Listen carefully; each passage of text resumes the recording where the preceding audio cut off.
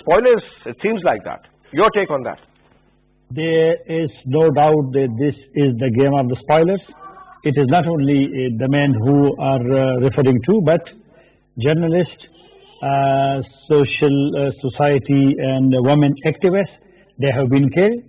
Unfortunately, there is no investigation over the past few weeks that who are behind these target killings. And this is a major challenge for the security. So that is also something which makes us think that influential institutions like NDS and most likely, let me repeat, RAW is involved in his killing, and that is the primary reason. Nothing happened after that. No sort of investigation took place. His jeep remained out there, sir, with whole pool of blood out there. Nothing happened. He has been buried. Nothing happened. So don't you think, I mean, this issue should also be taken at some high level, sir? Of course. And this is not only these target killings, but recently there were two very serious rocket attacks on Kabul. And the attacks, rocket attacks is not like in the past when the rocket will be coming from mountain. Now, vehicle is brought to the city, it is parked somewhere, and 11 or 12 rockets are fired into different places, location in Kabul, and no investigation. Who brought the car? Who full with the rockets? Who financed them? Who trained them? Who provided the weapons? I mean, there are multiple questions. This is the main question, and this question, the Afghan security official now, Amrullah Saleh, is directly in charge of the security of capital Kabul. They must, because today President Ashraf Ghani was very upset at these target killings. But the question is, who are behind these assassinations and also these rocket attacks? Two rocket attacks in almost in 1.5 months in Kabul. All right. Thank you very much, Tahir Khan Saab, Air Vice Marshal Faiz Amir Saab. It was a pleasure having you, sir. And Durrani Saab, thank you so much for your presence as well. And that's all we have for this hour. I'll see you inshallah. Thank you. Then you take good care. Khuda Hafiz.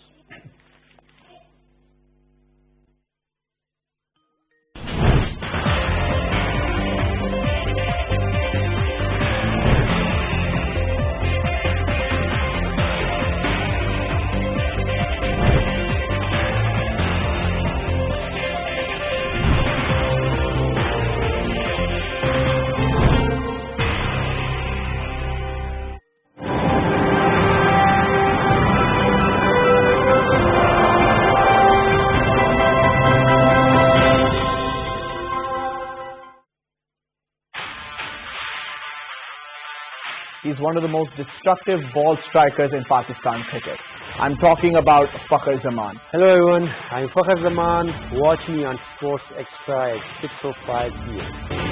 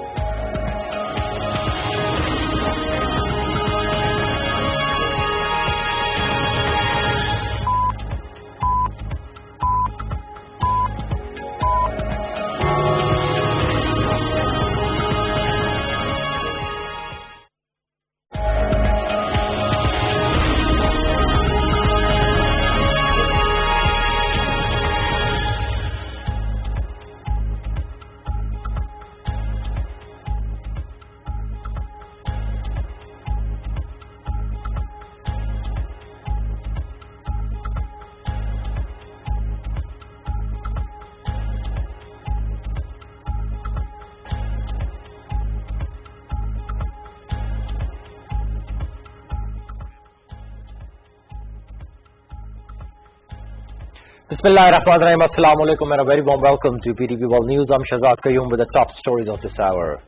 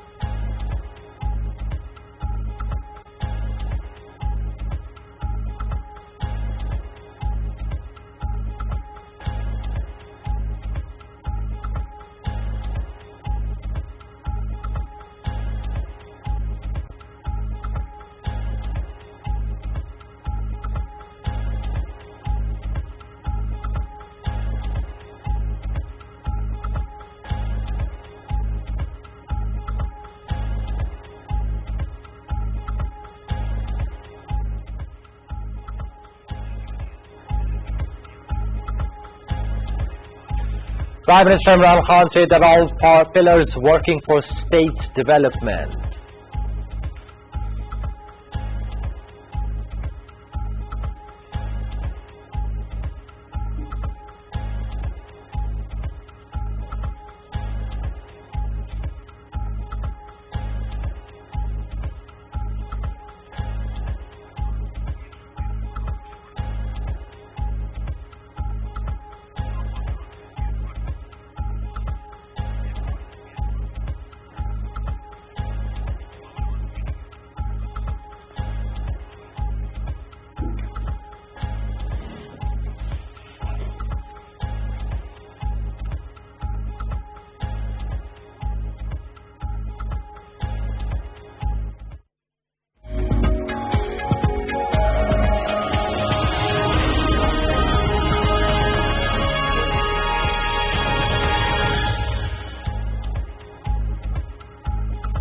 That's all for now. For more details and live streaming, log on to our website world.ptv.com.pk. You can find us on Facebook page with the name of PTV World and follow us on Twitter at WorldPTV. Thanks a lot for watching, and coming up next is Politics Today with Farrukh Pitafi. Stay tuned to watch.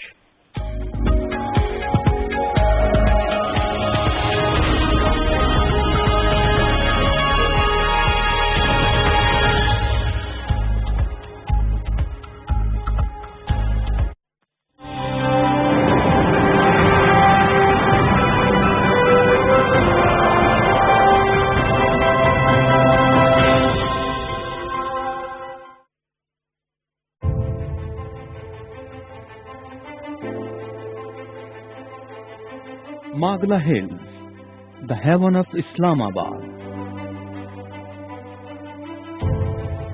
The abode of God, a place where you can explore your soul and meet power of natural elegance of mountains.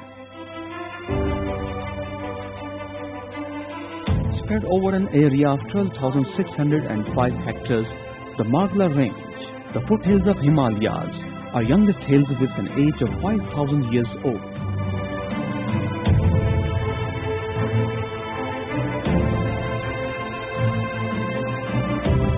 Magla Hills are home to around 600 plant species, 250 bird varieties, 38 mammals, and 13 species of reptiles.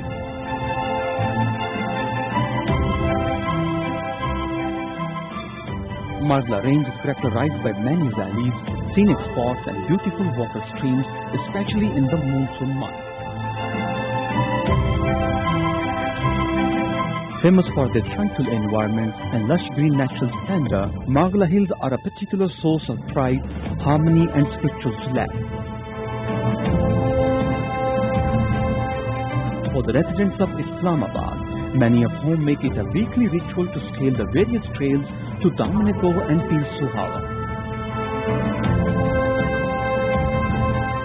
Magla Hills send off its visitors with lasting trail of memories to relish in solitude and quite an escape from the relentless rhythm of life.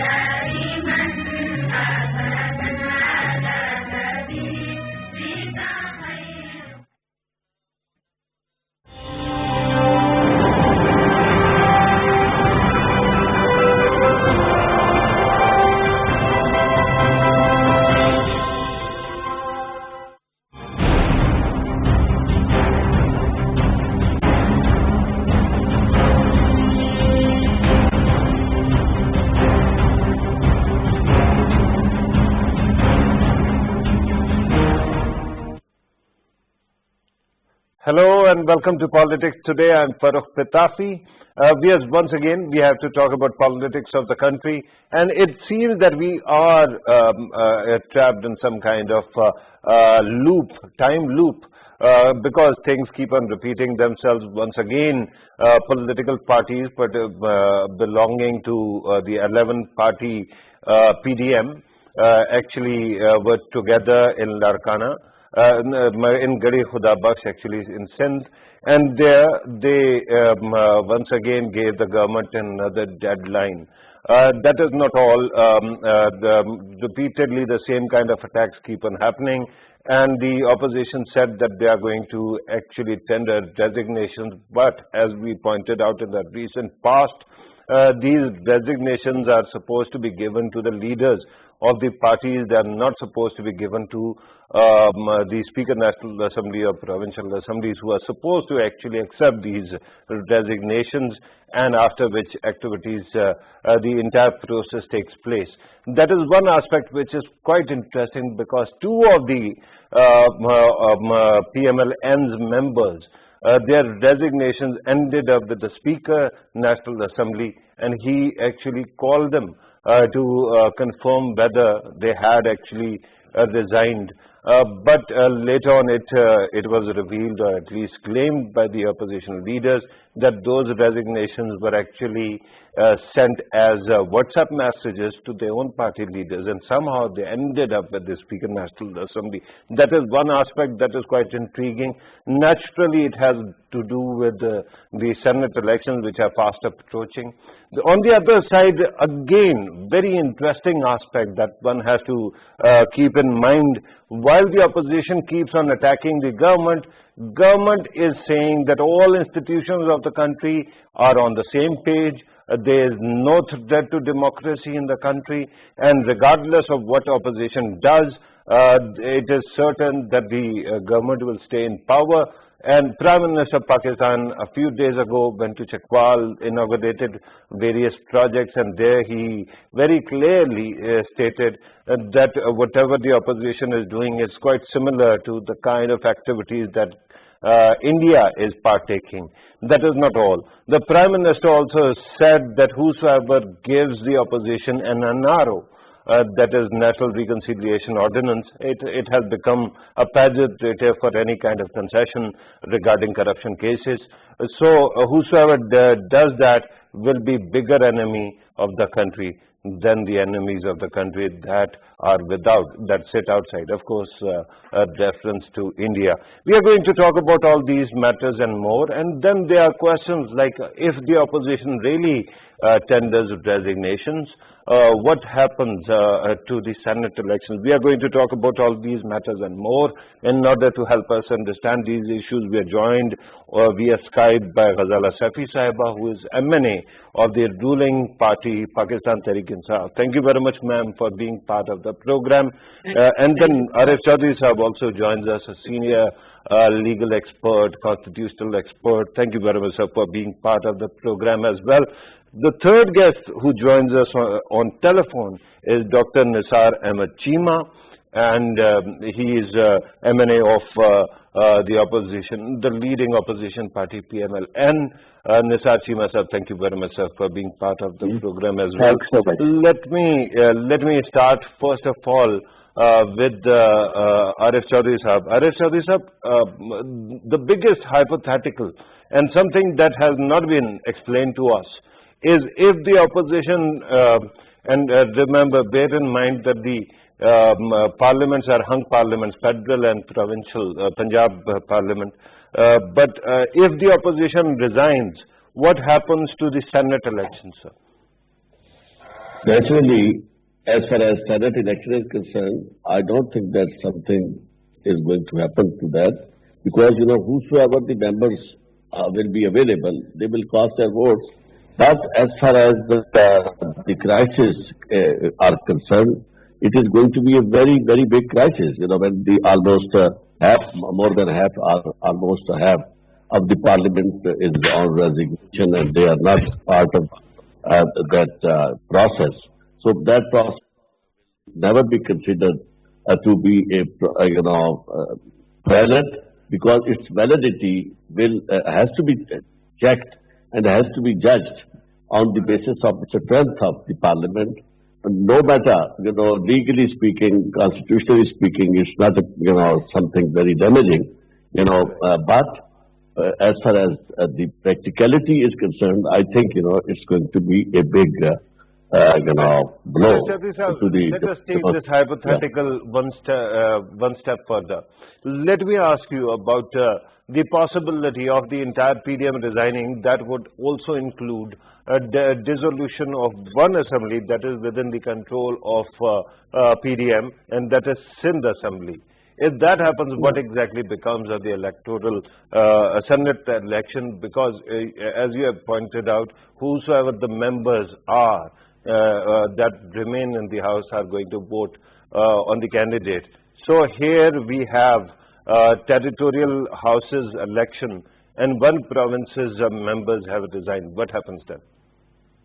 I think, after now you have made this proposition more clear and, it is now graver than I was understanding in the beginning, If that house also, they resign and they are not, they are no more part of the system, then I think, these elections will be false. They are not going to have any impact, constitutionally, legally and practically. Right. Nisar Chima Saab, let me ask you regarding resignations. We keep on hearing about deadlines upon deadlines, and your leadership keeps on shifting those deadlines as well. Now it is apparently end of this month. Have you actually made your mind whether you are going to participate in the Senate elections or not, sir, as PDM? Well, Vidavi Saab, resignation is one of the many available options for us to get rid of this government. And if about half of the legislators decide to resign, then I agree with respected Chaudhry Saab that in that condition, in that state of affairs, it will not be possible for the government to hold by-elections. It will lead to the situation, will certainly lead to general elections in the country. And I think that would be the best option available at the moment to choose the real representatives of the people through general elections. And I think that is the best option available at the moment. Right. Dr. Nisar Chima Sahab, I understand that you had to actually comment on what was asked earlier. But my question is regarding your own decision. You are talking about many options. But your this alliance, PDM, has been in existence for quite some time now. Why is it that you are still not clear whether you are going to tender resignation or not? You just said that in your view, if resignations at this scale are actually tendered, it will lead to fresh elections. But sir, with due respect, it is an extrapolation, it is an interpretation. What happens that if by-elections take place and nothing changes in the assembly then? No, let me tell you that we are part and parcel of PDM. We are a component of PDM, and the decisions have to be made by the PDM leadership. I mean, it was decided by PDM that all the MLAs and MPs would submit their resignations to their respective leadership. Now it's up to the leadership of PDM to decide when to submit the resignations to the respective speakers of the assemblies. Right. It is up to the PDM leadership. Right. And PDM leadership being Maulana Fazlur Rahman, sir? No, I mean the combined leadership of all the parties. Okay. 11 party alliance leadership. Right. Do stay with us. Let me bring in Ghazala Safi all the political parties which are part of the PDM. Okay. Right. Ghazala Safi Sahib, you have listened to the interpretation of both our participants. I wanted to come to you in the end to know what your party's conclusion is. Today we have heard more than one ministers who have predicted that the opposition is not going to resign. The question right now is, why is there so much lack of clarity regarding interpretation of the law, one, and secondly, you keep on, basing your assessment on the idea that they don't resign, but there still is a possibility that they might. So is there a contingency plan to take care of the alternative? Thank you, Dr. Pitafi, for calling me in this program. The interpretations change every week, because when the Prime Minister said that we're going to hold the elections now in February, they put the deadline to the 31st of January for the Prime Minister to resign, otherwise they'll go ahead with a long march. Now yesterday's, whatever Mr. Zardari said, is something of understanding for those who can actually visualize and see. What did Mr. Zardari, Asif Ali Zardari, say?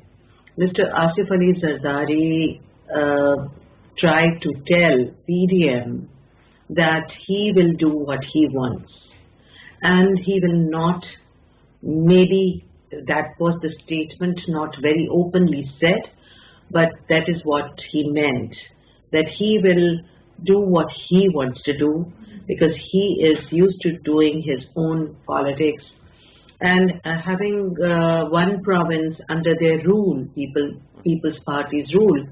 I don't think they will go for the resignations. According to the PDM, they might, assessment that they are not going to resign is based only on his statement, or are you in touch with People's Party as well? Well, I'm not in touch with People's Party, but generally the analysis is that People's Party is not going to adhere to PDM, the pudding that they have made out of those 11 parties. Most of them are not a part of the parliament. So Mr. Fazlur Rahman is also not a part of parliament, and asking for resignations from and pressing and pressurizing other parties who already have their stakes in the parliament, those especially Pakistan People's Party, I don't think after yesterday's speech, I think it's very clear that People's Party might not go for the resignations. Right. If in case they actually tendered resignation, what becomes of Senate election? Well, if they do, which I'm sure they won't, this is just one of the, one of the narratives that they're trying to build, and one of the threats that they are building up against the government for the people to see that we are not weak. From inside, they're quite weak. Maryam Nawaz does not have anything to gain or to lose by saying things what she's been saying, and all the venomous statements that she's been saying about the Prime Minister won't make much of a difference to any of the other parties. Maulana Fazlur Rahman does not have many stakes as far as the parliament is concerned. Fair enough. Your assessment that most of the people who are calling for resignation don't have any skin in the game. I understand this. Let me actually go back to Arif Chaudhry Sahab. Arif Chaudhry Sahab, one amazing thing, because our entire history has been through the very same kind of vicious cycles of repeatedly similar kind of crises. We claim that opposition parties have evolved, but if you remember, in 90s they used to have the similar kind of adversarial relation toward each other, and now the front might have changed, but they are still actually opposing one political party that has been legitimately elected. The frustration or the biggest question is, who is going to reconcile between the two opposing parties? It seems that at this moment everything is in suspended animation and tensions keep on rising. On one side there is this possibility that they might resign, and we don't know what becomes of the system after that. On the other side, we don't see any way of reconciling the two sides as well.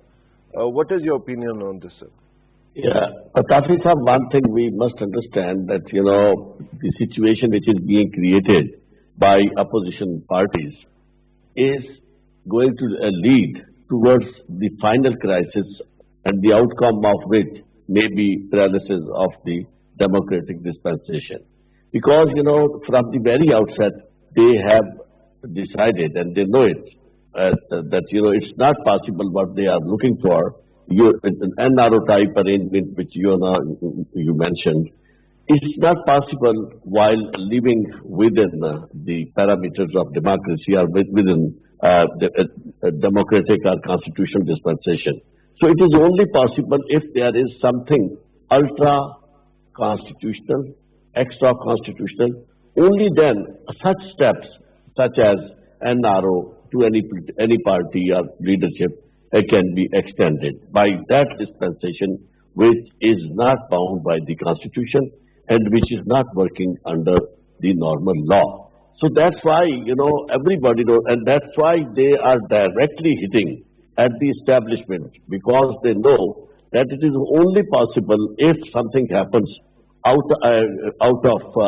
against the Constitution, because, without such a bigger step and without such a havoc, it is not possible.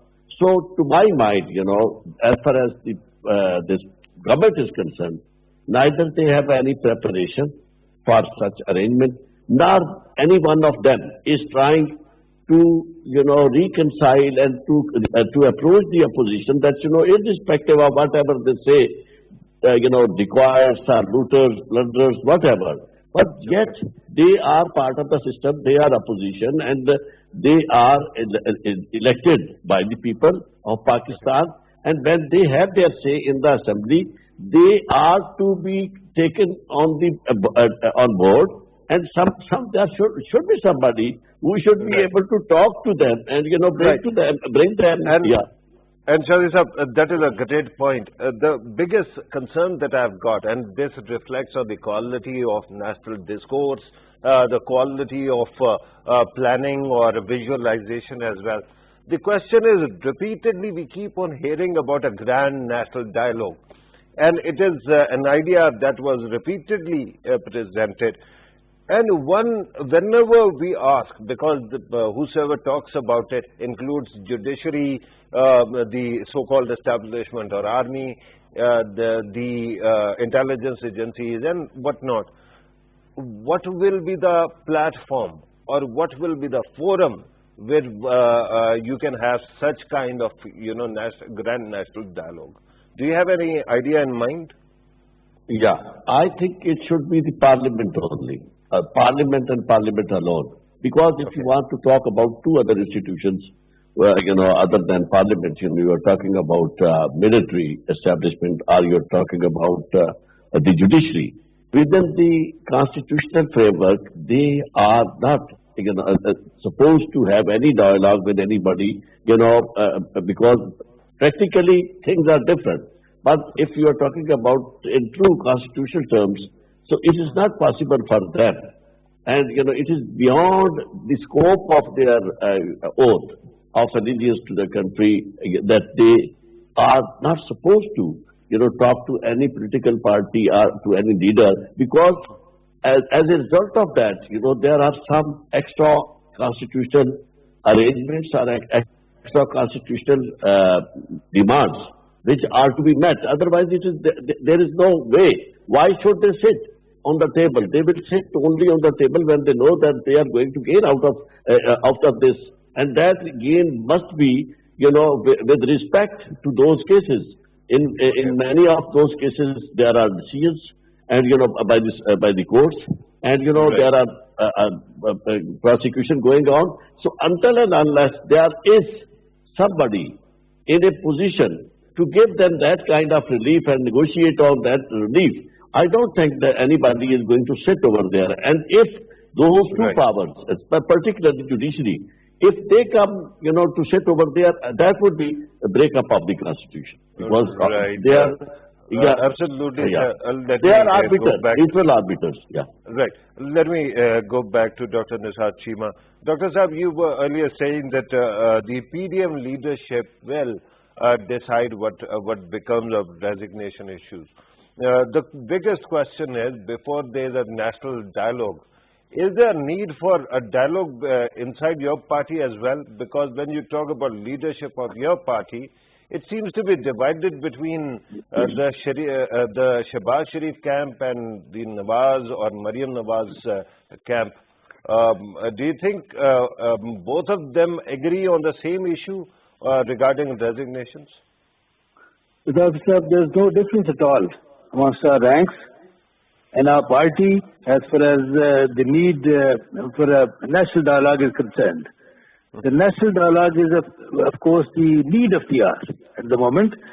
And, we can go for dialogue with any party, with any institution which has authority as well as credibility. But unfortunately, the present government is deprived of both these requirements. Authority as well as credibility. No authority, no credibility. The present government has no powers at all, and it has no credibility at all. So therefore, why do you, the national dialogue, how do you, should be initiated. How do you surmise that the government doesn't have any credibility or legitimacy, sir, or authority for that matter? It is an elected government. The present government, as everybody knows, as the whole nation knows, the whole nation has witnessed how the present government has been installed, has been imposed upon the nation. So therefore, it has no authority and no credibility. Okay. Therefore, my point of view is, Pitafi Sahab, that all the stakeholders, including politicians, including judiciary as well as armed forces, they have committed mistakes. They have committed blunders in the past.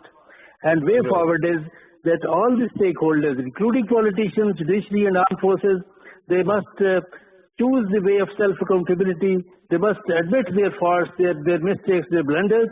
And the way forward is that they should sit together and decide that as individual as well as institution, we will confine ourselves to the role which has been mentioned in the Constitution. Right. Dr. Chima, again, very quickly, because you just said that something about the federal government. Let me ask you, does it not actually remind you of what you had to actually face as well? Because when you were in power, the opposition parties used to say that you were imposed by somebody else. They also kept on complaining about the possibility of digging. There was a dharna here as well. Not at all. Who doesn't know? The pre-poll digging, the rigging on the day of the election, the polling day. Everybody knows. It's an open secret. With your respect, not everybody knows. With your respect. But again, let me tell you. The definition of a fair and free election is that the parties which are in PDM, they get elected.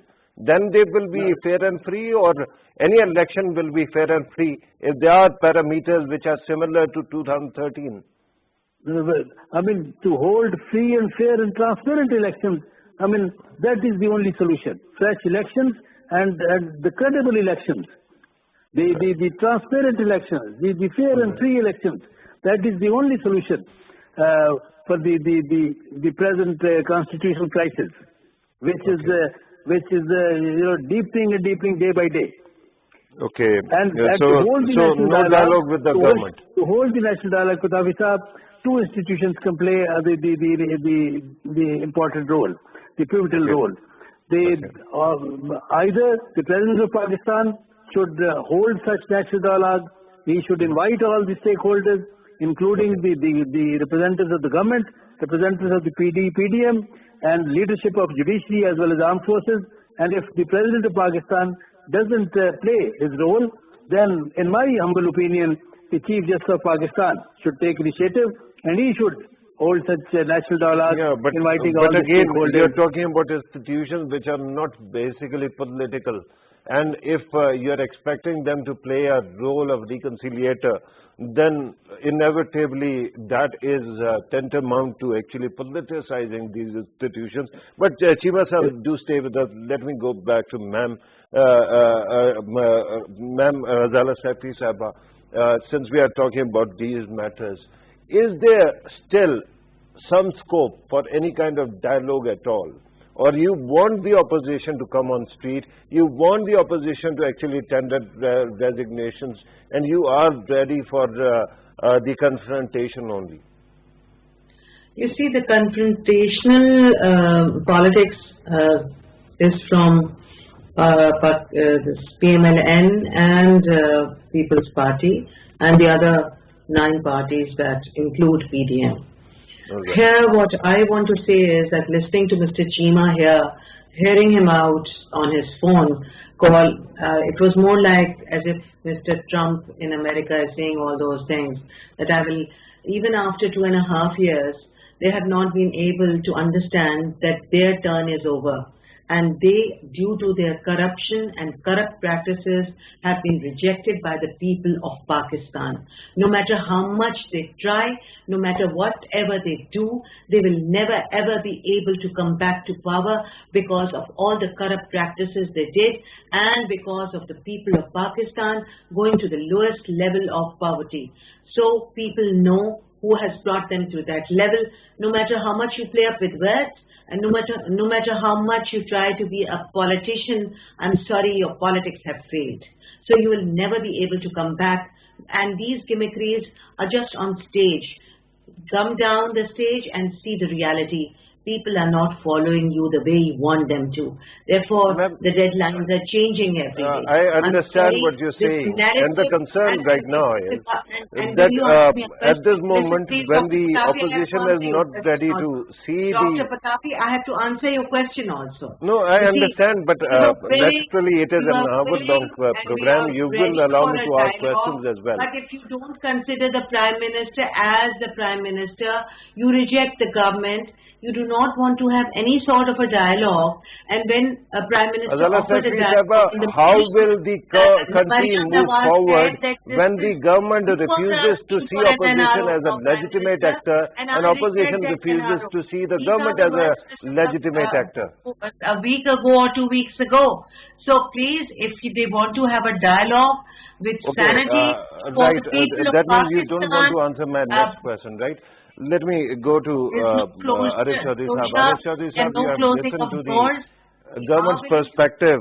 Apparently, the government and opposition don't want to actually acknowledge each other. And we are talking about parliamentary democracy where everybody eventually has to actually sit together and, reconcile and work together. So how does this work, sir? It's not going to work out because, the way they want and the way both the parties, I think, at a point of no return. And this is the situation which we are facing for last many years. And, everybody who is in power, he considers that he is patriot, and who is out of power, they are considered to be traitors. And the same way, those who are out of power, they consider the government the most corrupt, most incompetent, and, vice versa.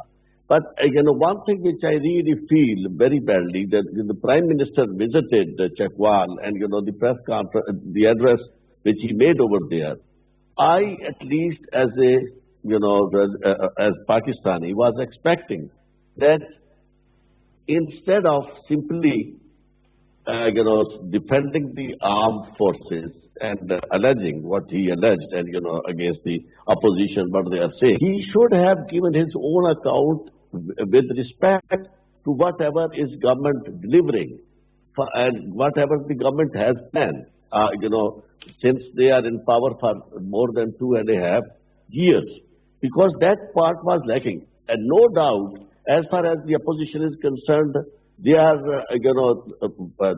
whatever they are saying, against armed forces, against, establishment, I don't think anybody, any decent Pakistani will endorse it because, irrespective of their demand, irrespective of whatever hatred they have against the government, but they shouldn't go to that extent where, everything comes to a standstill. Their narrative should be within the parameters of the Constitution, and Constitution doesn't allow that, When, you're talking about bringing everybody, on table, whether they are in judiciary or whether they are in, establishment or, military establishment. In fact, you are you want to have both hands, you know. On one hand, you are totally alleging them, and you know, and all those allegations which are, you know, I think we never had heard of that. And on the other hand, you know, the Prime Minister, I think he should have spent less time on all these issues, and he should have spent more time on telling the nation that I have this plan for you, and this is what we have delivered, this is what we have done, and this is what we are going to do, because people are not going to, you know, buy this, whatever they say, they are not going to buy this. Right. For the reason that, you know, the hunger and poverty has, to abject level. I get that point. The question right now is that as a believer in democracy and constitutionalism, we have this habit of believing that a constitution is going to provide a solution to all the problems.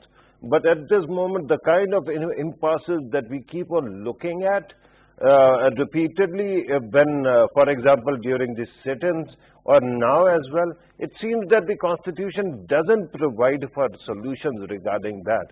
So how do you think that parliamentary democracy is facing an impasse where a hung parliament is there, opposition is refusing to see the government, government is refusing to see the opposition, and then the entire list of stakeholders is not properly addressed by the constitution?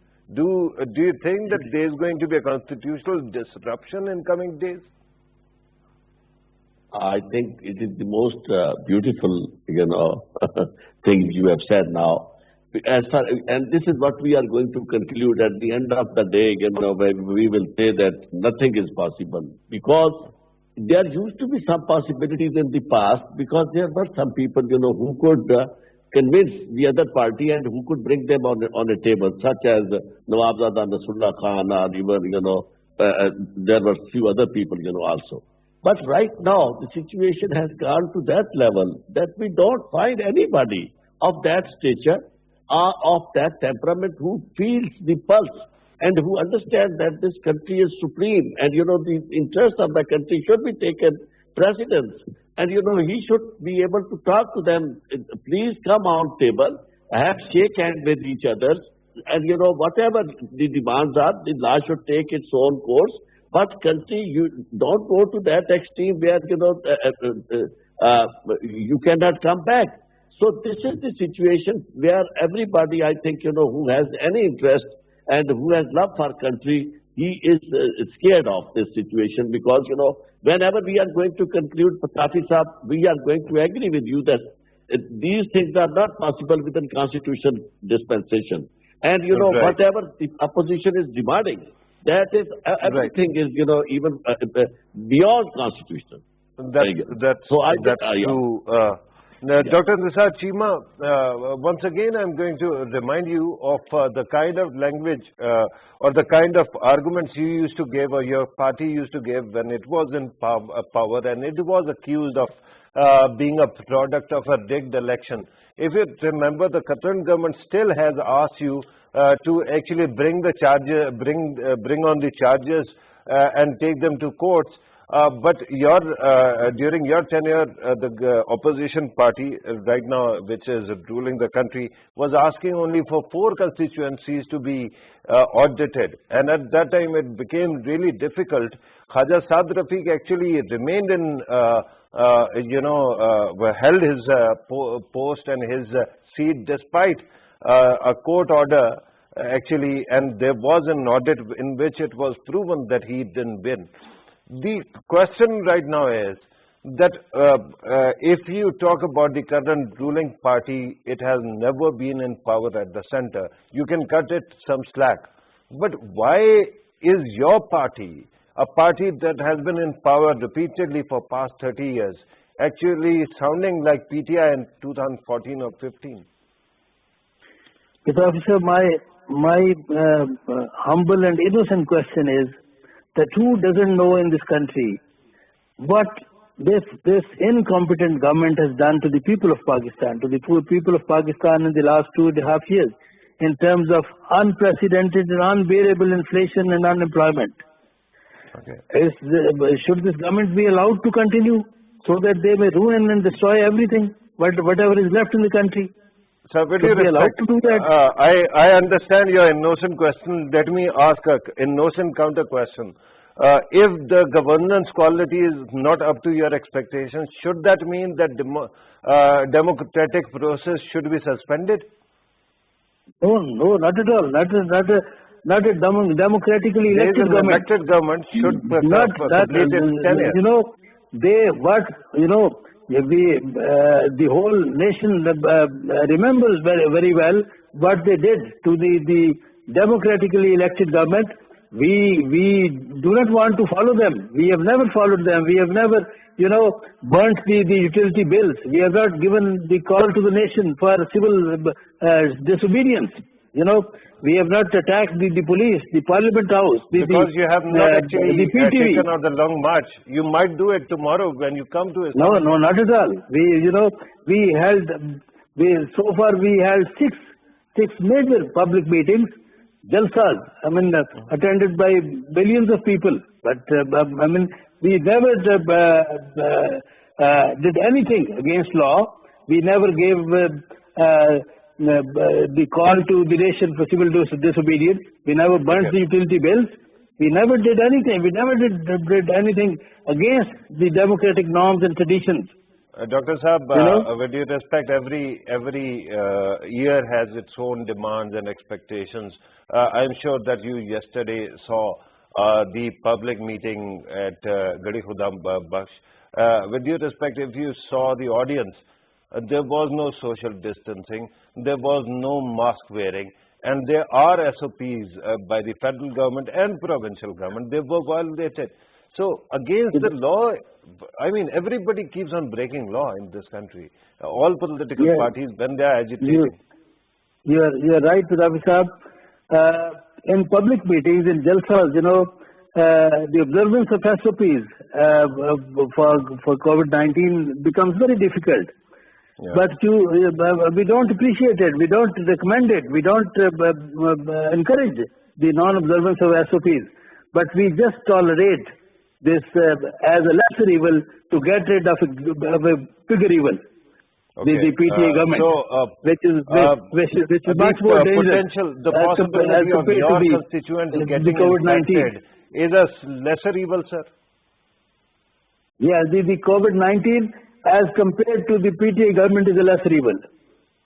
Goodness, that is a sad comment, because that means that political differences are so much that the human cost is not that important then. In terms of the volume, the magnitude, the effective,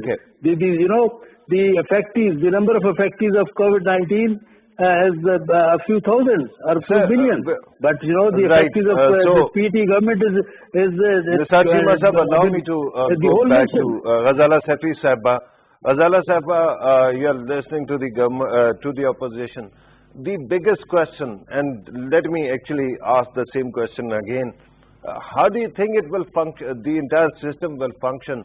The government refuses to see or acknowledge the opposition as a legitimate actor. And yet people voted for opposition as well. And the opposition refuses to acknowledge the government as a legitimate actor. And we are talking about parliamentary democracy, not presidential or dictatorial, form of government. How do you think that you are going to actually spend next 2.5 years with this kind of impasse? You have to pass laws as well. You have to do many things for the people of Pakistan.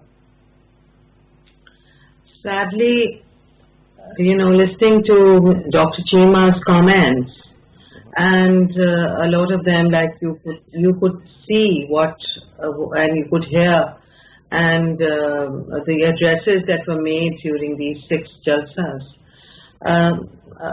I think they have a mandate also, the opposition, and I always say that the opposition also have got people behind them, but they have no respect for those people. They come into the parliament only following Mr. Bilawal Zardari or Shehbaz Sharif when he used to come to the parliament, and they would move out immediately after their speeches. You will have to address that as well as people who are in the parliament, that if you have some problems that need to be addressed, those are the people's problems. So those have to be resolved in the parliament. If they have no respect, and when they say that how is it that this government has done so much of misappropriation during 2018 elections, if they don't have a full majority, they have actually got those votes. They have to realize that the third party has emerged, and it has never happened that the third party was voted by the people and emerged as a governing party. So now Pakistan Tehreek-e-Insaf is in government and is trying to solve the problems of the people. In the meantime, if the opposition has got any issues, they can be resolved in the parliament, and they can be resolved on the table if they have some reasonable issues for the resolution of those problems. So I think Mr. Cheema, he's one of the senior parliamentarians from Pakistan, from PMLN,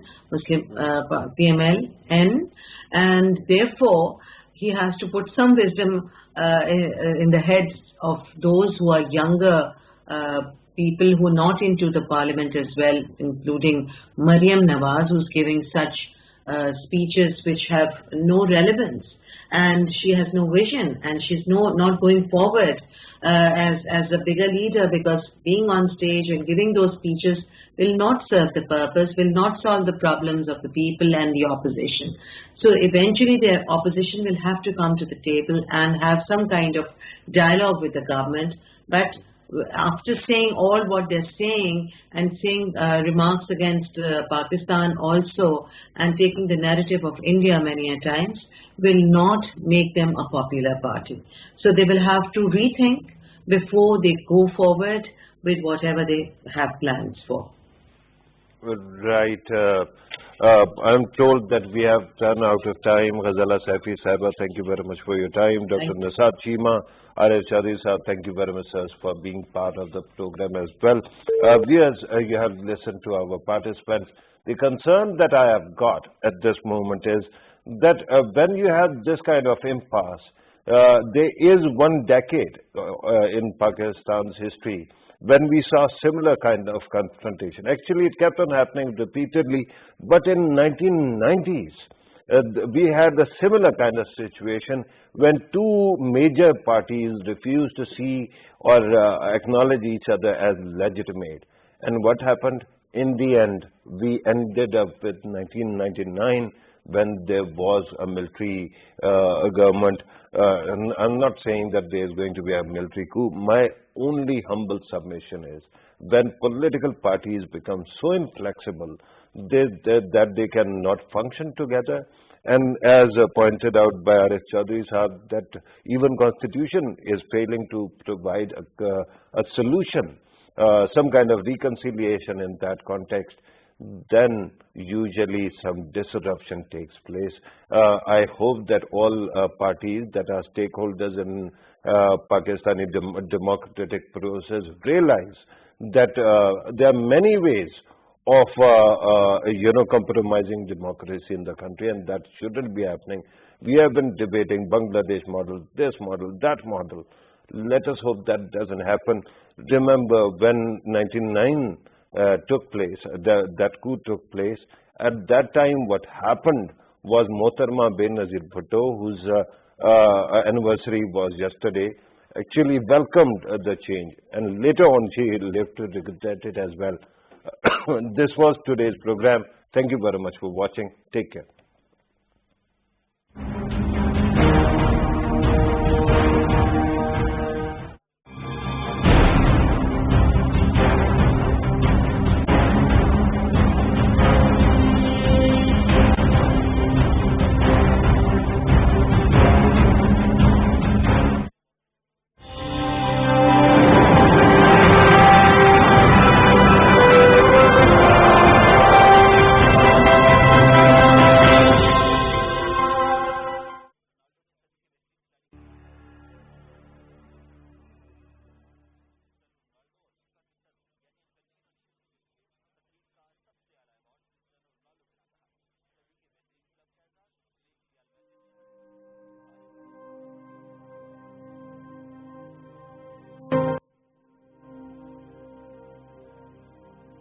Nubia National Park is located in the lush hills of the Galiat forests that stretch from near Islamabad to Abbottabad and through to Azad Kashmir.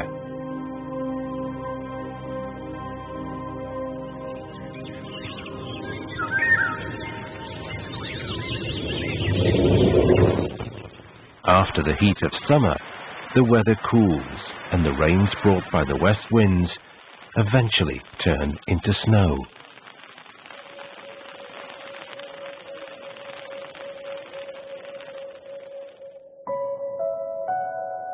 The tourists of the summer are gone, and movement is restricted as roads and trails disappear under fresh snow.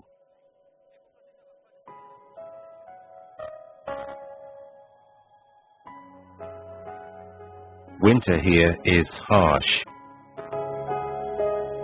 After 30+ degrees in the summer, the temperature can sink to well below freezing. As it is, life is difficult for the local people.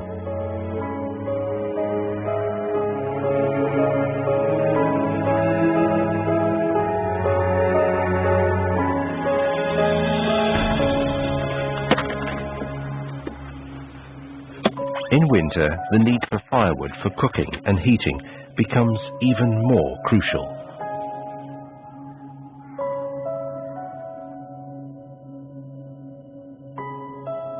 With a population of over 50,000 in the villages surrounding the park, it is estimated that every winter, nearly 500 trees are cut down in this area.